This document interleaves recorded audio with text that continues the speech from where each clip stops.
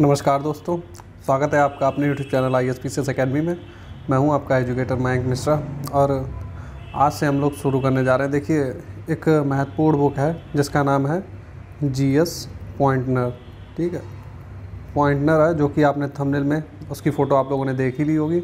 तो इस बुक से मैं आपको जो है पर्यावरण एवं पारिस्थितिकी का जो टॉपिक है, जो सब्जेक्ट है, इसको मैं आज से आपको जो है कवर करवाने की कोशिश करूँगा। आज से जो है इसके लेक्चर आने लगेंगे और जो और भी सारे सब्जेक्ट हैं इसी बुक के माध्यम से जितने भी चैप्टर हैं तो मैं आपको इसी सीरीज़ में आपको कवर कराऊँगा। देखिए, ये बुक बहुत ही महत्वपूर्ण है। GS पॉइंटनर जो बुक है बहुत ही महत्वपूर्ण है। अच्छा, बात करें कि इसमें जो वन लाइनर जो फैक्ट दिए गए हैं, सारे के सारे वन लाइनर फैक्ट दिए गए हैं। ये जो विभिन्न परीक्षाएँ, देखिए जितने भी आपके UPSC हो गई, ठीक है, और PCS हो गया आपका, और PCS में भी UP हो गया, MP हो गया, जितने भी हिंदी माध्यम वाले जो हैं, जहाँ पे हिंदी भाषा जो है इस्तेमाल की जाती है जिन PCS में, तो उनके हो गए, जैसे कि MP हो गया और UP हो गया, उत्तराखंड हो गया, राजस्थान हो गया। तो इनके जो भी पर्यावरण से रिलेटेड जो भी क्वेश्चन अभी तक पूछे गए हैं, तो जो PYQ जो फॉर्म में दिए गए हैं, इसमें सारे के सारे जो भी फैक्ट हैं, जो भी क्वेश्चन थे, तो इस बुक में उन्होंने PYQ के माध्यम से इसमें मर्ज कर दिए हैं। जो वन लाइनर बना के इन लोगों ने बहुत ही अच्छी तरीके से बुक में कंटेंट दिया है। तो इसको जो आप जो है इसको अगर आप जो वन लाइनर इसमें दिए हैं, इनको आप कर लेने के बाद में जो है आपके, एक तो देखिए PYQ आपके आसानी से हो जाएंगे। प्रीवियस ईयर जितने भी क्वेश्चन हैं वो आपको आसानी से आपको टैकल हो जाएंगे। उसके बाद में जो भी अन्य एग्ज़ाम आपके हैं PCS के अलावा, जैसे ROAR हो गया, तो पर्यावरण के मैक्सिमम क्वेश्चन जो है यहीं से उठा के आपको रख दिए जाते हैं। चाहे वो वनडे एग्ज़ाम हो, SSC वगैरह हो, तो यहीं से क्वेश्चन उठा के आपके वहाँ पे पुटअप कर दिए जाते हैं। तो आज हम लोग देखने वाले हैं पर्यावरण एवं पारिस्थितिकी जो चैप्टर है पहला, जो सब्जेक्ट है उसका जो पहला चैप्टर है उसका नाम है पर्यावरण एवं सतत विकास। तो इससे रिलेटेड जितने भी वन लाइनर बने हुए हैं अभी तक, जो क्वेश्चन में पूछे भी जा चुके हैं प्रश्नों में, तो उनको एक एक करके हम लोग देखने वाले हैं। तो चलिए शुरू करते हैं। तो जो हमारा पहला चैप्टर है पर्यावरण एवं सतत विकास, तो चलिए इससे रिलेटेड जितने भी वन लाइनर बनेंगे उनको एक एक करके देखते हैं। तो पहला क्वेश्चन है कि सतत विकास लक्ष्य 2020 सूचकांक में भारत का स्थान क्या है। देखिए, ये क्वेश्चन जितने भी वन लाइनर हैं कहीं ना कहीं परीक्षाओं में पूछे जा चुके हैं। ये करंट अफेयर में क्वेश्चन पूछा गया था, तो जो 2020 का इंडेक्स था तो उसमें इंडिया की रैंक कितनी थी, 117, और जो 21 में इंडेक्स आया था तो उसमें इंडिया की जो रैंक हो गई थी वो 120 हो गई थी। तो अभी आप लोग मुझे कमेंट बॉक्स में करेंगे, बताइए कि 2022 में इंडिया की रैंक कितनी है। तो आप कमेंट, सभी लोग जितने भी लोग वीडियो देख रहे हैं सभी लोग कमेंट करें कि 2022 में सतत विकास लक्ष्य सूचकांक में भारत की रैंक क्या है। चलिए आगे बढ़ते हैं हम लोग। आगे देखते हैं कि जलमंडल, स्थलमंडल, जैवमंडल जीवों में पृथ्वी का सर्वाधिक बृहद पारिस्थितिकी तंत्र कौन है। देखिए, इस क्वेश्चन में ये कहा गया है कि जो जलमंडल होता है, कि देखो वो भाग जो जल से डूबा हुआ है, स्थलमंडल जो भाग स्थल मतलब कि ज़मीन से ढका हुआ है, एक जैवमंडल होता है, एक जीवों में होता है, ठीक है, और होता है जैवमंडल। तो इस सब में जो सबसे बड़ा भाग है तो वो किसका है, तो वो है जैवमंडल का। क्योंकि जैवमंडल जो होता है, बाकी के जो तीन हैं इनको मिला के ही बनता है जैवमंडल। तो सबसे बड़ा पारिस्थितिकी तंत्र कौन सा है, वो है जैवमंडल। आगे देखते हैं कि नेशनल ग्रीन ट्रिब्यूनल NGT जिसको बोलते हैं, कि भारत सरकार द्वारा स्थापना की गई थी, कब की गई थी, वर्ष 2010 में की गई थी।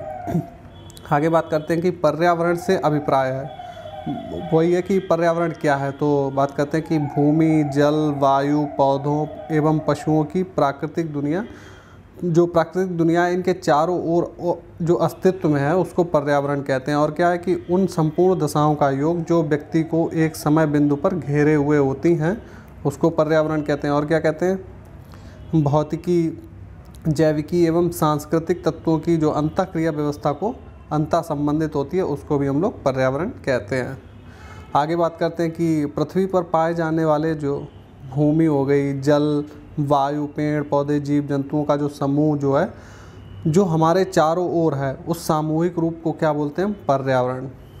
तो आगे बढ़ते हैं कि अगला फैक्ट देखते हैं कि पर्यावरण जो है वो किसी जीव के चारों तरफ घिरे भौतिक और जैविक दशाएं, उनके साथ साथ अंतःक्रिया को सम्मिलित करता है। वो देखिए इसमें ये एक बात है कि जैसे जो हमारा पर्यावरण संरक्षण अधिनियम है जो कि 1986 में आया था, उसके अनुसार पर्यावरण की परिभाषा इसमें दी गई है। तो उसके अनुसार क्या परिभाषा है कि पर्यावरण क्या है कि किसी जीव के चारों तरफ घिरे भौतिक एवं जैविक दशाएं जो हैं और उनके साथ अंतःक्रिया को सम्मिलित करता है, वो कौन सी चीज़ है, वो है पर्यावरण।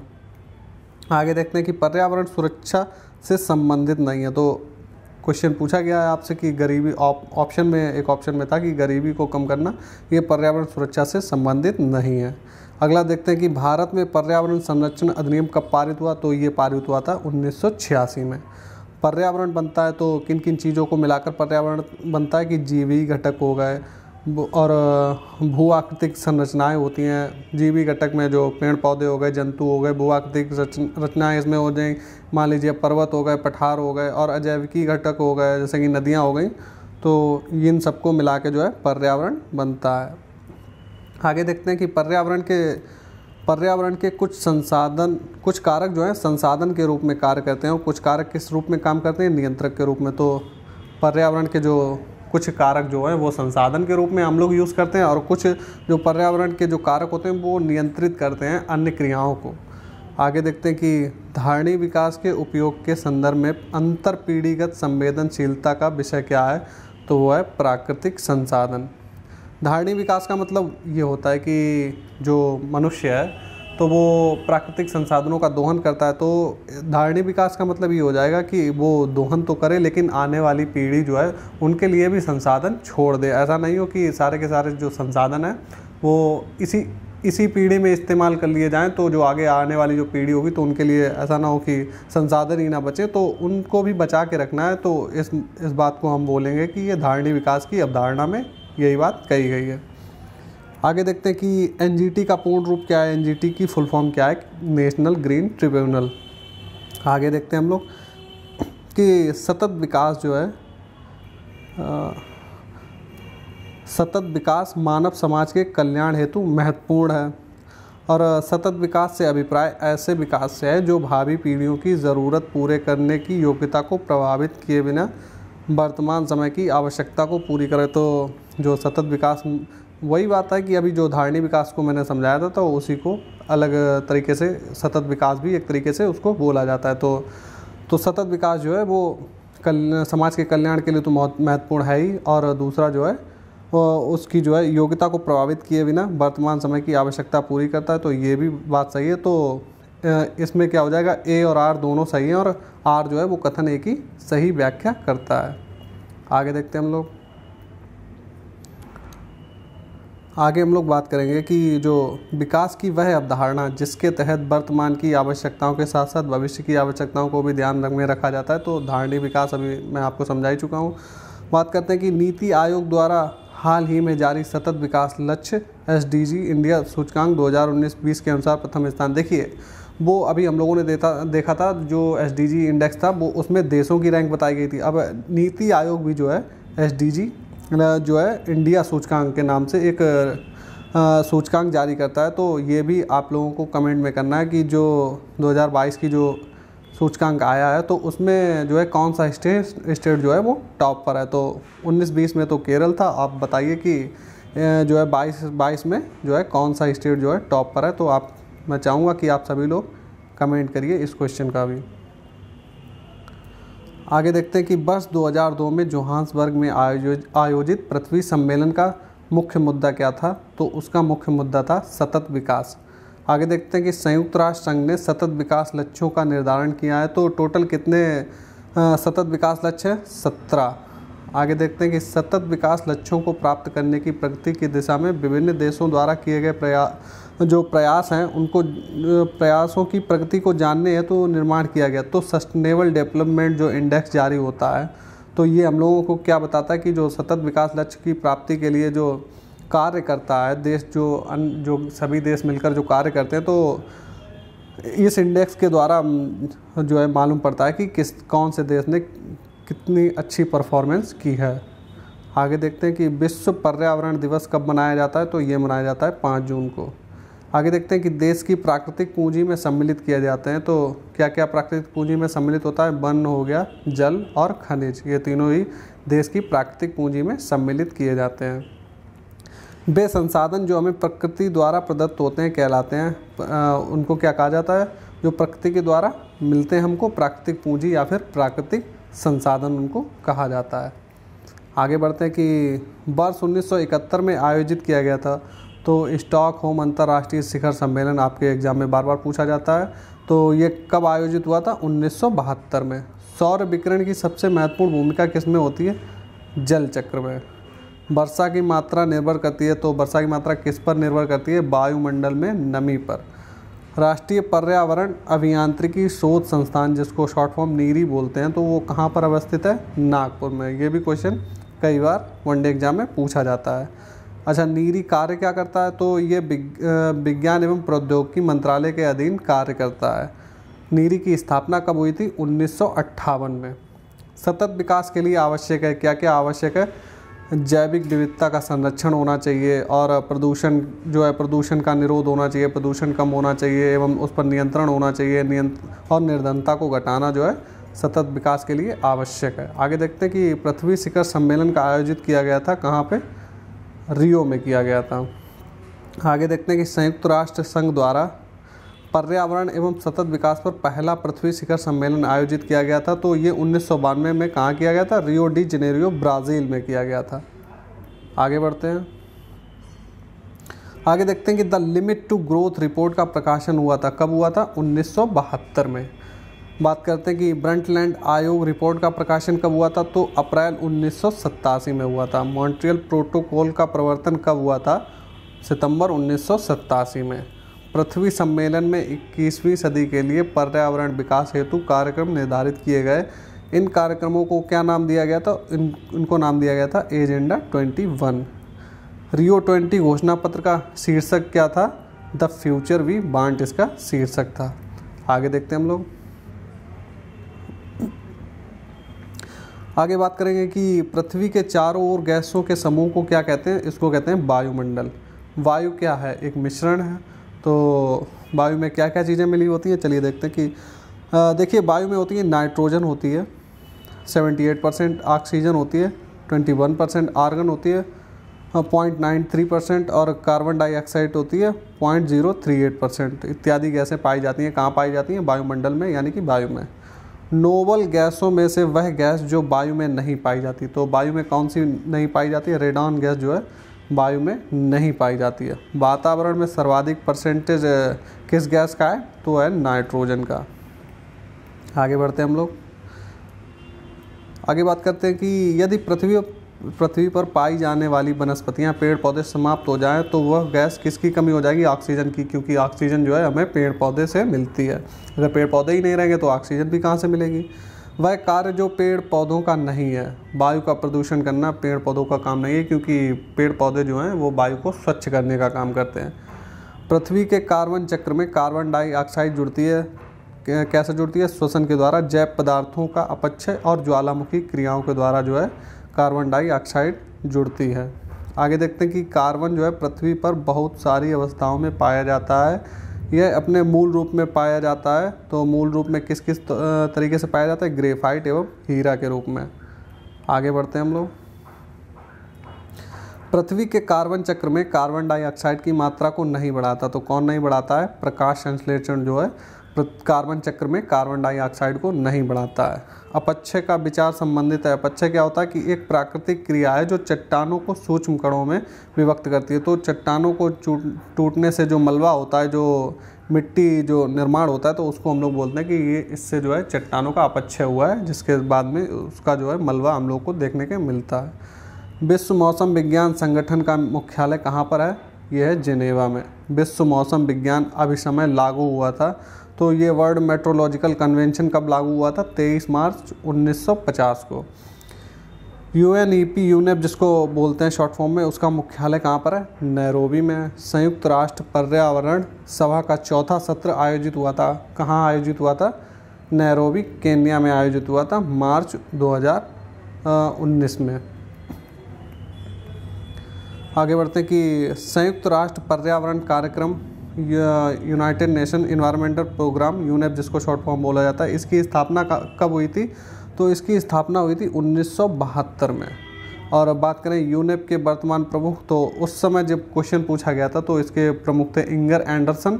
और मैं चाहूँगा कि आप लोग इस क्वेश्चन का आंसर भी कमेंट बॉक्स में करिए कि इस समय प्रेजेंट टाइम में यूनेप के वर्तमान में जो प्रमुख हैं उनके हेड कौन है, तो आप लोग कमेंट बॉक्स में इसका आंसर करिए। EPA का पूर्ण रूप क्या है? इसको बोलते हैं एनवायरनमेंटल प्रोटेक्शन एजेंसी। अब देखते हैं कि सही सुमेलित नहीं है, तो क्योटो प्रोटोकॉल जो है वो जल संरक्षण से नहीं है, वो है कार्बन क्रेडिट से। आगे हम लोग बढ़ते हैं, आगे देखते हैं कि सही सुमेलित है। तो सही सुमेलित इसमें दिए गए कार्टाजेना जो प्रोटोकॉल है वो किससे संबंधित है? वो बायोसेफ्टी से। स्टॉकहोम सम्मेलन जो है वो अनवरत जैव प्रदूषण से संबंधित है। और मॉन्ट्रियल प्रोटोकॉल किससे संबंधित है? ये ओजोन परत के क्षरण से बचाव के लिए संबंधित है। बात करते हैं कि ग्रीन वॉश इंगित करता है। ग्रीन वॉश क्या है? कि पर्यावरण संरक्षण का झूठा वादा करना, उसको कहते हैं कि ग्रीन वॉश।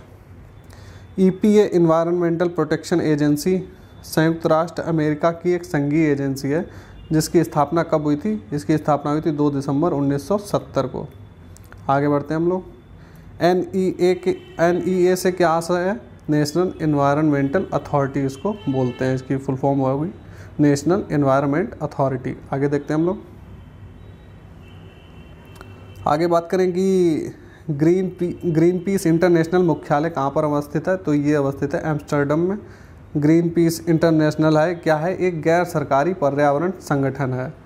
इकोमार्क जो है उन भारतीय उत्पादों को दिया जाता है जो पर्यावरण के प्रति मैत्रीपूर्ण होते हैं या पर्यावरण के अनुकूल होते हैं, उनको इकोमार्क जो है टैग दिया जाता है। ब्यूरो ऑफ इंडियन स्टैंडर्ड द्वारा 1991 से दिया जा रहा है। तो इकोमार्क प्रमाण पत्र किसके द्वारा दिया जाता है? तो ब्यूरो ऑफ इंडियन स्टैंडर्ड के द्वारा। बात करेंगे कि पर्यावरण अनुकूल उपभोक्ता उत्पादों को चिन्हित करने के लिए सरकार ने आरंभ किया है, तो इकोमार्क को आरंभ किया है पर्यावरण अनुकूल उपभोक्ता उत्पादों को चिन्हित करने के लिए। बात करते हैं कि धारणी कृषि का क्या अर्थ है? Sustainable agriculture. इसका अर्थ है कि भूमि का इस प्रकार प्रयोग कि उसकी गुणवत्ता जो है अक्षुण्ण बनी रहे, यानी कि उसकी गुणवत्ता का ह्रास ना हो, ज़मीन जो है एकदम से बंजर नहीं हो जाए, तो समय समय पर जो है उसको वो अपनी खेती वहाँ पे होती रहे, ऐसा ना हो कि ज़मीन खेती के लायक ना रहो, तो इसको कहते हैं कि धारणी कृषि। भारत में टिकाऊ कृषि के लिए राष्ट्रीय मिशन चल रहा है। कब से चल रहा है? 2014-15 से चल रहा है। भारत में हरित गृह कृषि प्रारंभ करने वाला राज्य सबसे पहला कौन था? पंजाब। आगे देखते हैं, बात करते हैं कि प्राकृतिक वनस्पति जलवायु का सही सूचकांक है और कथन है, और इसका कारण क्या है कि जलप्रिय पौधे जो हैं वो आर्द्र जलवायु में ही पाए जाते हैं। तो A और R जो है दोनों सही हैं, और R जो है वो A का सही स्पष्टीकरण करता है। आगे देखते हैं कि नगरीकरण एवं औद्योगिकरण जो है हानिकारक है। किस लिए? संतुलित विकास के लिए, पर्यावरण एवं पारिस्थितिकी के लिए, जैव विविधता संरक्षण के लिए। आगे देखते हैं, बात करें कि राष्ट्रीय हरित न्यायाधिकरण अधिनियम 2010 जो है भारतीय संविधान के जिस प्रावधान के अनुरूप अधिनियमित हुआ था, तो ये किस लिए जो है अधिनियमित हुआ था? स्वस्थ पर्यावरण के अधिकार के अनुरूप, जो कि अनुच्छेद 21 जो है के अंतर्गत जीवन जीने के अधिकार का अंग माना जाता है। आगे बढ़ते हैं, आगे बात करते हैं कि राष्ट्रीय हरित न्यायाधिकरण के अध्यक्ष कौन है? तो उस समय जस्टिस आदर्श गोयल थे। तो इस समय कौन है ये आप हमें जो है कमेंट बॉक्स में इसको जो है इस क्वेश्चन का भी आंसर आप लोगों को कमेंट में करना है। आगे देखते हैं कि राष्ट्रीय हरित न्यायाधिकरण की स्थापना राष्ट्रीय हरित न्यायाधिकरण अधिनियम 2010 के तहत कब की गई? तो ये हुई थी 18 अक्टूबर 2010 को। बात करते हैं कि हरित विकास ग्रीन डेवलपमेंट जो बुक है उसके लेखक कौन है? W.M. एडम्स। आगे देखते हैं कि वर्ष 1962 में प्रकाशित जो पुस्तक है साइलेंट स्प्रिंग, जिससे जो है विश्व के पर्यावरण आंदोलन को गति मिली, इसके लेखक कौन है? तो इसके लेखक हैं रेचल कार्सन। आगे हम लोग देखते हैं, आगे देखेंगे कि आमतौर पर समाचारों में आने वाला Rio+20 सम्मेलन है क्या है? ये धारणी विकास पर संयुक्त राष्ट्र का एक सम्मेलन है जिसको बोला जाता है Rio+20 सम्मेलन। Rio+20 जो है धारणी विकास पर संयुक्त राष्ट्र सम्मेलन का लघु नाम है। यह सम्मेलन जून 2012 में संपन्न हुआ था। कहाँ हुआ था? रियो डी जेनेरियो, ब्राज़ील में। आगे बढ़ते हैं हम लोग। तो आगे हम लोग देखेंगे कि हरित अर्थव्यवस्था पर कार्रवाई के लिए भागीदारी का सृजन किया गया था। तो कहाँ पर किया गया था? रियो डी जेनेरियो में 2012 के संधारणीय विकास पर संयुक्त राष्ट्र सम्मेलन में। पृथ्वी सम्मेलन +5 आयोजित हुआ था। कहाँ हुआ था? कब हुआ था? 1997 में। 23 से 27 जून 1997 के मध्य संयुक्त राष्ट्र महासभा ने एक विशेष बैठक का आयोजन किया था, जिसको जो है रियो+5 या पृथ्वी सम्मेलन +5 के नाम से जाना जाता है। इसको कहाँ पे आयोजित किया था? न्यूयॉर्क में। आगे देखते हैं हम लोग। आगे बात करते हैं कि वैज्ञानिकों, अर्थविदों, सिविल सेवकों, व्यवसायियों की एक संस्था जो मानवता के समक्ष उपस्थित होने वाली वैश्विक चुनौतियों के समाधान हेतु सुझाव देती है। तो वो कौन सी संस्था है? उसका नाम है क्लब ऑफ रोम। बात करें कि अर्थ समिट या पृथ्वी शिखर सम्मेलन जो है स्टॉकहोम सम्मेलन की 20वीं वर्षगांठ मनाने के लिए आयोजित किया गया। इसमें सम्मिलित देशों ने धारणीय विकास के लिए एक कार्रवाई योजना की स्वीकृति की, जिसे जाना जाता है किस नाम से? एजेंडा 21 के नाम से। आगे देखते हैं। कई प्रत्यारोपित जो पौधे इसलिए नहीं बढ़ पाते हैं क्योंकि प्रत्यारोपण के दौरान उनके अधिकांश जो है मूल रोम नष्ट हो जाते हैं। तो उनकी जो जड़ें होती हैं, मान लीजिए ये इस तरीके की जो उनके जड़ें होती हैं, तो ये जो जड़ होती है तो उनको जो दूसरी जगह पे लगाए जाते हैं पौधे, तो उनकी ये जो जड़ें होती हैं ये जो है टूट जाती हैं, तो जिस वजह से वो दूसरी जगह पर अच्छी तरीके से चल नहीं पाते हैं। बात करें कि मूल रोम की कोशा भित्ति मुख्यतः किसकी बनी होती है? ये बनी होती है सेलुलोज से। मूल रोम जो है मृदा से चिपके रहते हैं, किसके कारण? पेक्टिन पदार्थ जो होता है उसके कारण। पर्यावरण अपकर्ष से अभिप्राय है, तो इससे क्या अभिप्राय है? चलिए देखते हैं। अपकर्ष से अभिप्राय ये है कि पर्यावरण गुणों का पूर्ण रूप से निम्नीकरण होना, मानवीय क्रियाकलापों के विपरीत जो है परिवर्तन लाना। मानव जो है क्रिया अपनी जो है, जैसे कि पेड़ काट देते हैं तो उससे भी पर्यावरण का अपकर्ष होता है। रोड बना दी, इंफ्रास्ट्रक्चर बना दिया, जिससे जो है पर्यावरण का अपकर्ष होता है। और देखते हैं कि पारिस्थितिकी विभिन्नता के परिणाम स्वरूप पारिस्थितिकी असंतुलन ये भी होता है पर्यावरण अपकर्ष के अंतर्गत। बात करें कि पर्यावरण संतुलन के संरक्षण से संबंधित है, तो जो पर्यावरण का जो संतुलन करने के लिए क्या क्या चीज़ें आवश्यक होती हैं? तो वन नीति हो गई हमारी, पर्यावरण सुरक्षा अधिनियम 1986 हो गया, औद्योगिक नीति हो गई, शिक्षा नीति। तो इसमें जो है पर्यावरण संरक्षण पर बल दिया जाता है। आगे देखते हैं कि सही कथन है, तो इसमें क्या क्या स्टेटमेंट है? एनजीटी जो है पर्यावरणीय न्याय उपलब्ध कराता है और उच्चतर न्यायालयों में मुकदमे के भार को कम करने में सहायता करता है। जबकि जो है CPCB, इसको बोलते हैं सेंटर पॉल्यूशन कंट्रोल बोर्ड, जो है ये क्या करता है कि झरनों और कुओं की सफाई को प्रोत्साहित करता है तथा देश में वायु की गुणवत्ता में सुधार लाने का लक्ष्य रखता है। आगे बढ़ते हम लोग। जैव विविधता पर अभिसमय एवं जलवायु परिवर्तन पर संयुक्त राष्ट्र ढांचा अभिसमय के लिए वित्तीय क्रियाविधि के रूप में कौन कार्य करता है? तो ये कार्य करता है भूमंडलीय पर्यावरण सुविधा, जिसको शॉर्ट फॉर्म में बोलते हैं GEF। GEF की फुल फॉर्म क्या होती है? Global environmental facility. आगे देखते हैं हम लोग कि वैश्विक पर्यावरण सुविधा की स्थापना की गई थी। कब की गई थी? रियो अर्थ समिट 1992 के दौरान इसकी स्थापना की गई थी। आगे देखते हैं हम लोग। आगे हम लोग बात करेंगे कि UNFCCC के तहत अल्प विकसित देशों को अल्प विकसित देश निधि उपलब्ध कराता है। कौन कराता है? GEF करवाता है। विशिष्ट जलवायु परिवर्तन निधि की स्थापना की गई थी। COP7 की बैठक माराकेस के प्राप्त निर्देशों के आधार पर इस निधि की स्थापना की गई थी। वर्तमान में GEF की मुख्य कार्यकारी अधिकारी अध्यक्ष तो उस समय की कार्लोस मैनुअल रोड्रिगेज थी। तो प्रेजेंट टाइम में कौन है? ये आप लोग हमें कमेंट बॉक्स में बताइए। आगे देखते हैं कि पलाची माड़ा जो पर्यावरण की अपार क्षति के कारण चर्चा में रहा था, तो ये कहाँ पर अवस्थित है? ये केरल में अवस्थित है। पर्यावरण सुरक्षा अधिनियम को अन्य किस नाम से जाना जाता है? तो इसको छाता विधान के नाम से जाना जाता है। वर्ष 1972 में स्टॉकहोम में आयोजित संयुक्त राष्ट्र के प्रथम मानव पर्यावरण सम्मेलन के निर्णयों को कार्यान्वित करने के उद्देश्य से भारत सरकार ने पारित किया था। तो किसको पारित किया था? पर्यावरण संरक्षण अधिनियम 1986 को। आगे हम लोग देखते हैं कि जेनेटिक इंजीनियरिंग अनुमोदन समिति का गठन किया गया था। कब किया गया था? पर्यावरण संरक्षण अधिनियम 1986 के अधीन किया गया था। किसका? जेनेटिक इंजीनियरिंग अनुमोदन समिति का गठन। जेनेटिक इंजीनियरिंग अनुमोदन समिति का नाम बदल दिया गया है, तो इसको क्या कर दिया गया? आनुवांशिक इंजीनियरिंग अनुमोदन समिति। इसके शब्दों के स्थान पे जहाँ कहीं भी वे शब्द आएँ तो शब्द क्या रखे जाएंगे? आनुवांशिक इंजीनियरिंग आकलन समिति जो है, इसकी जगह पर ये शब्दों का चयन किया जाएगा।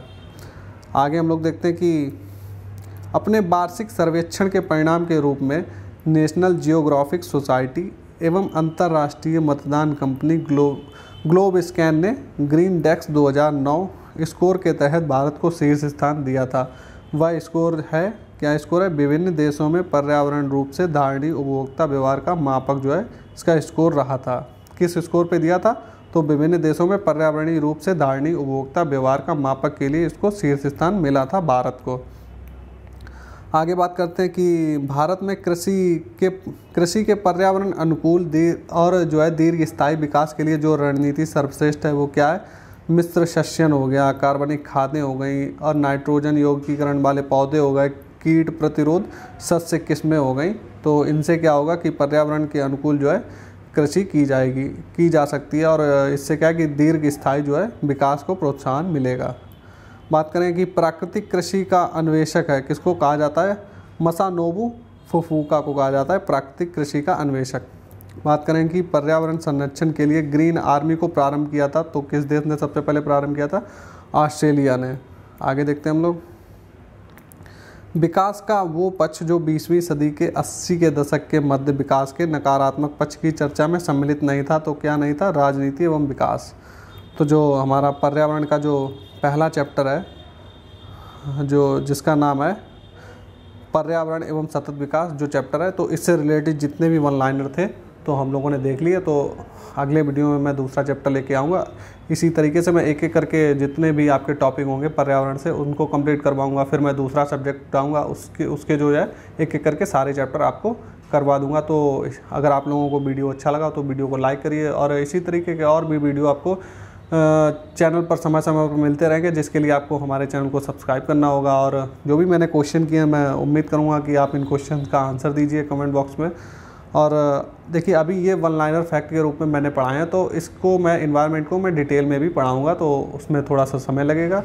तो उसको मैं इन सब चीज़ों को डिटेल में भी आपको करवाऊँगा। डिस्क्राइब आप इनको आराम से मैं करूँगा, एक एक वर्ड को आपको मैं वहाँ पे अच्छे तरीके से समझाऊंगा। लेकिन ये जो है वन लाइनर जो जीएस पॉइंटनर की किताब है, तो इसमें जितने भी वन लाइनर है मुझे लगा कि ये क्वेश्चन बहुत ही महत्वपूर्ण है, आपके परीक्षा में आने वाले हैं। तो मैंने सोचा इसकी भी आपके लिए एक सीरीज़ चालू कर दी जाए, जिससे आपको जो है रिवीजन करने में आसानी हो जाएगी, आपके PYQ भी यहाँ से सॉल्व हो जाएंगे।